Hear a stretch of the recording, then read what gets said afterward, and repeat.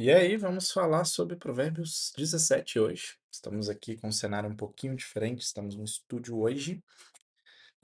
Como você já sabe, de praxe, leia Provérbios 17, um capítulo que vai trazer para a gente sobre relacionamentos e paz. E é o que nós vamos conversar hoje. Provérbios 17, eu já começo aqui trazendo para a gente uma frase que eu anotei, que é bem interessante, que diz o seguinte: E o que mais rouba a nossa paz geralmente não são os problemas, mas as reações. É mais ou menos sobre isso que a gente vai conversar aqui em Provérbios 17, porque isso é muito real pra gente, real pra mim, que tenho vivido, né, já há alguns anos. Talvez você está começando a sua vida adulta agora, e para você que já está há muito tempo, você sabe sobre isso. Quando a gente fala sobre isso, é naquelas situações onde aparece um problema e você sempre vai ter duas opções com o problema. Ou você vai fugir, está adiando aquele problema para ser resolvido depois, ele vai crescendo, crescendo, ou você vai pegar e vai resolver ele na hora, né?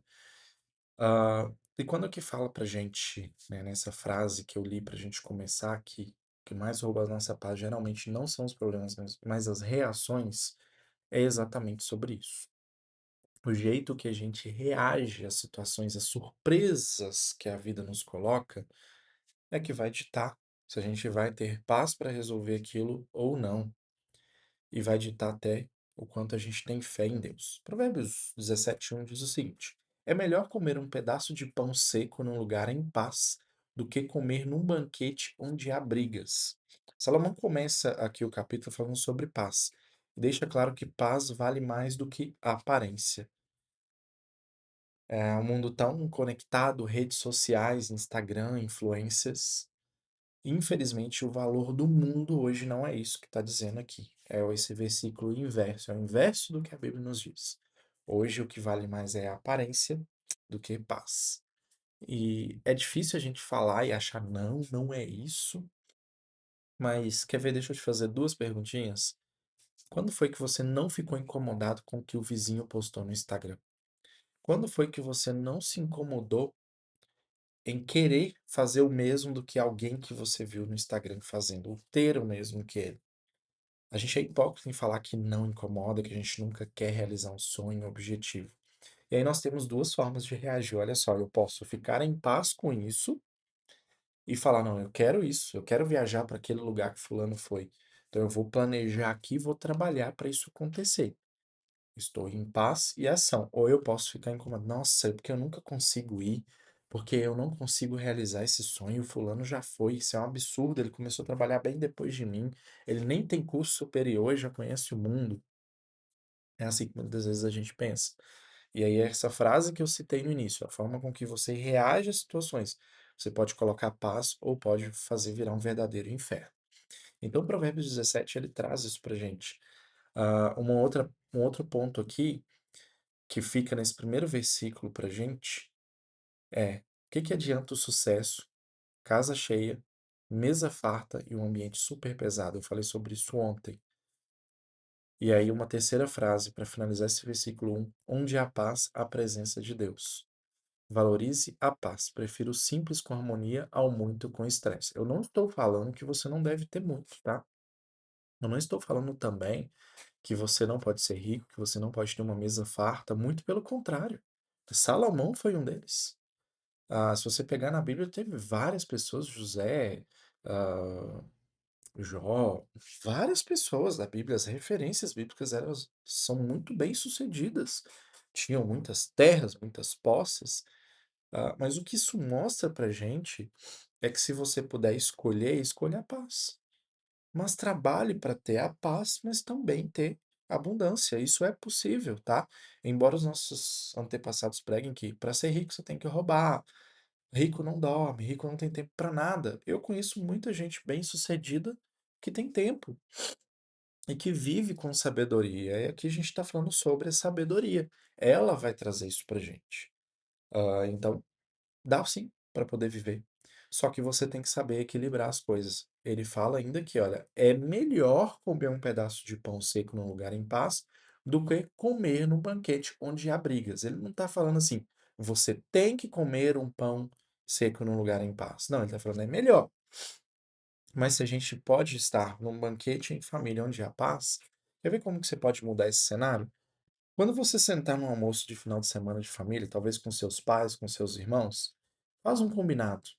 A partir do momento que vocês sentarem na mesa para comer, que é o alimento, é o que Deus nos abençoa, que é um banquete que a gente está fazendo em casa, é proibido falar mal de outra pessoa, comentar sobre a vida de outras pessoas, gerar intrigas, comentar sobre política, sobre religião, porque isso gera opiniões divergentes e acaba entrando em discussão, tá? Não que você não tenha que ter a sua opinião, tem que ter sim, mas numa mesa, em família principalmente, isso vai gerar discussão, porque todo mundo ali tem liberdade de falar o que quer. Não ficar cutucando o outro, mandando indireta. Vamos combinar o seguinte: a partir do momento que a gente sentar para almoçar, vamos só expressar gratidão. Vamos falar sobre as coisas boas que aconteceram no último mês, no último ano. Ah, mas eu não tive coisas boas. Pode olhar que você teve sim. Então senta e faz esse combinado com a sua família. Eu quero ver se o seu momento de banquete não vai ser um lugar de paz. E exercita isso todos os dias. Sentou na mesa. E aí, gente, vocês estão bem? Tá bem de saúde? Como é que tá? Vamos conversar. Vocês viram aquela novidade que lançaram sobre uma nova forma de filtrar água, por exemplo? Vamos conversar assuntos. Tá vendo que é até difícil a gente falar, porque geralmente a gente senta na mesa para poder falar de política, da notícia do fulano que assassinou o outro, para poder falar do irmão da igreja que fez aquilo e você acha um absurdo, para poder fofocar, tal, muitas das vezes, para poder falar mal do irmão que fez uma tatuagem. Entendem? Não é momento para isso. Há tempo para todas as coisas. 3. Terceiro ponto que nós vamos discutir aqui. Provérbios 17 e 27. O sábio é conhecido por sua paciência. Quem é calmo mostra que é inteligente. O sábio fala menos e escuta mais. Ele não precisa provar nada para ninguém. E quanto mais maturidade a gente ganha, menos a gente precisa discutir. Aprenda a escolher suas batalhas. Nem toda opinião precisa de resposta. Nem toda. Isso diz pra gente, olha, o sábio é conhecido por sua paciência. E é o que eu acabei de te falar, não é porque fulano falou, defendeu o político A ou B que ele precisa de uma resposta. Primeiro que ele tem liberdade para defender o lado dele. Por mais que você não concorde, ele tem essa liberdade, senão vira uma ditadura e censura, né? Então, o princípio da liberdade parte do ponto disso. Mas segundo, você não precisa entrar na discussão. Eu fico olhando as pessoas na minha família, perderam a amizade, perderam contato com parentes por discutir política, por defender alguém que ele nunca nem viu, que ele nunca conversou. Colocam política até acima de Deus, muitas das vezes. Por que que colocam acima de Deus? Porque estão criando ódio, estão criando rancor, estão criando intriga entre os irmãos, entre família. Preferem defender o político e colocar a sua postura do que conversar com o irmão. Não estou falando irmão de igreja, não, estou falando irmão de sangue, tá? Imagina como que isso é grave?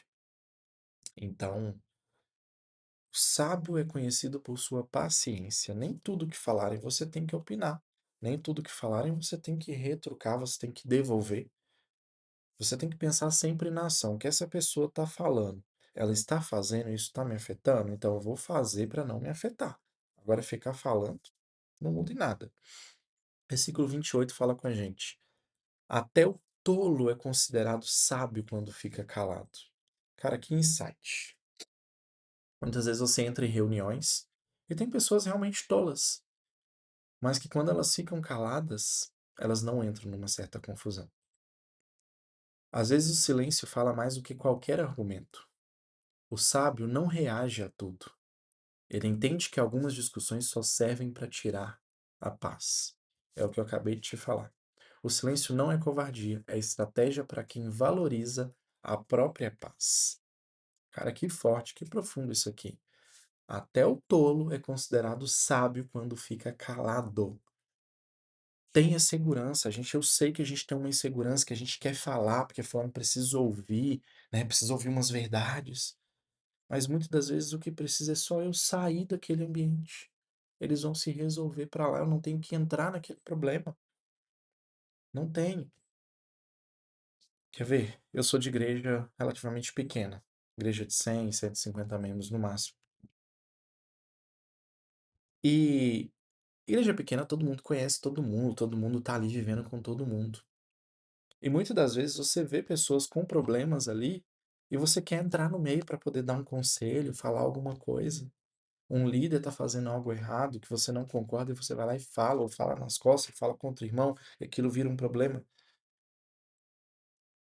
Até o tolo é considerado sábio quando fica calado. Você não precisa entrar, não precisa naquilo que não foi atribuído a você. Se todo mundo agisse dessa forma, seria muito mais prático, muito mais fácil resolver nossos problemas. Então, aqui ele fala muito sério isso com a gente, tá? Versículo 17, a gente vai voltar no 17, fala assim: o amigo ama sempre, e na dificuldade ele se torna um irmão. Esse talvez é um dos versículos mais belos que a Bíblia nos escreve. O amigo ama sempre, e na dificuldade ele se torna um irmão, ele sobe de nível quando você está em dificuldade. A amizade verdadeira não aparece nos momentos bons, mas quando tudo parece desabar. E essa história, gente, eu já vivi. Eu teve uma fase na vida que eu tive que escolher entre amigos ou crescer. Amigos vizinhos, talvez, e, né, não todos, mas entre alguns amigos, amizades que apareceram ou crescer. Porque eu sempre comecei a trabalhar muito novo e então eu sempre fiz o dinheiro para fazer as coisas que eu precisava. Não riqueza, mas, sabe, conseguia comprar o celular que eu queria, conseguia fazer as coisas. Não guardava muito também, falta de sabedoria, você começa novo a ganhar dinheiro, né? Isso não vem ao caso. E aí os amigos querem andar com você, porque você tá de carro, você tá indo para um tal lugar, para uma festa, para uma coisa, tal, para uma viagem, e todo mundo quer estar com você. E aí aparece um monte de amigos. Eu vivi isso. Só que ali eu tive que escolher, olha, esses amigos não estão me fazendo crescer. Isso não são amigos. E aí você vive momentos de solidão, tá? E uma dica, liderar, ser líder, ser chefe, ser qualquer coisa que é posição de liderança, é solitário, tá? Você não vai ter amigos, não. Porque você precisa fazer o que precisa ser feito. Mas aí é que aparecem os verdadeiros amigos, quando você tá na baixa, quando você tá precisando de uma ajuda, onde você só quer ouvir, cara, vai dar tudo certo. É aí que aparecem os amigos, tá? O sábio reconhece o valor de quem fica quando todo mundo vai. Então, valoriza quem te apoia de verdade. Essas pessoas são presentes de Deus para sua caminhada. E para a gente ir para mais um tópico, o versículo 15 diz o seguinte: o Senhor detesta quem declara inocente o culpado e quem declara culpado o inocente. A sabedoria está na justiça, mesmo quando ninguém está vendo. Presta bastante atenção nisso aqui. A sabedoria está na justiça, mesmo quando ninguém está vendo.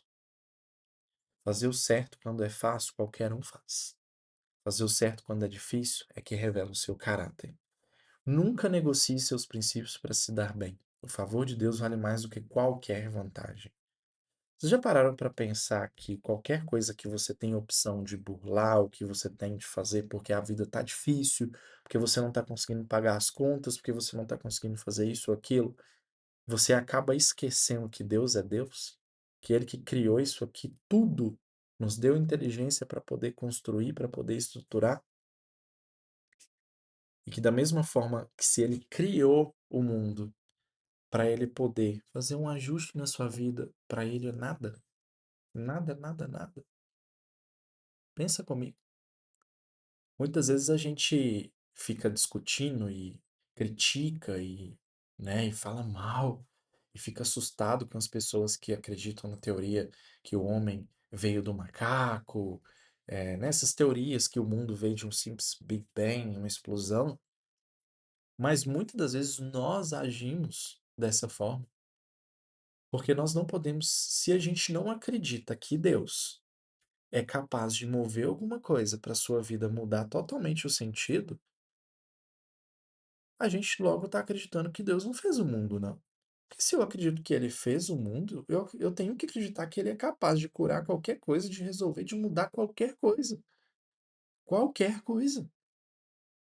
Pensa só como que é fácil falar, não, eu não acredito nesse negócio de Big Bang, não. Foi Deus que fez o mundo, mas a primeira coisa na sua vida que você precisa ter fé em Deus, você não acredita nele. Você não confia que ele é capaz de mudar, sabe por quê? Porque você ainda não tem um nível de intimidade. É difícil a gente falar, todos nós ainda não temos um nível de intimidade tão profundo para a gente viver dessa forma. E a gente tem que buscar isso a cada dia, melhorar, melhorar e melhorar esse nível de intimidade, tá? Ninguém é super-herói, ninguém é melhor do que o outro, ninguém tem mais espiritualidade, porque eu tô cheio do espírito. Vai ver o cara tá agindo totalmente o contrário do fruto do espírito. Disse tá cheio, não tem domínio próprio, não domina nem a língua, não domina o corpo, nada. Então pensa comigo aqui. O favor de Deus vale mais do que qualquer vantagem. Então, se você tem duas escolhas, ó, eu vou roubar para poder melhorar e receber e pagar minhas contas, ou eu vou confiar que Deus vai fazer e ele vai multiplicar. Você tem uma escolha. Lembra sempre do carinha que acredita que o mundo começou num Big Bang. Você prefere roubar e acreditar só no que você está vendo naquela teoria ali, mesmo sabendo que depois você vai perder, do que acreditar que Deus pode fazer tudo. Você vai passar, sim, por dificuldade, você vai passar por consequências dos atos. Vamos falar de dívida. Deus não fez dívida para você, ela não apareceu assim. Entende? Existem catástrofes, obviamente, que podem acontecer de surpresa com todo mundo. Mas deixa eu te falar uma coisa.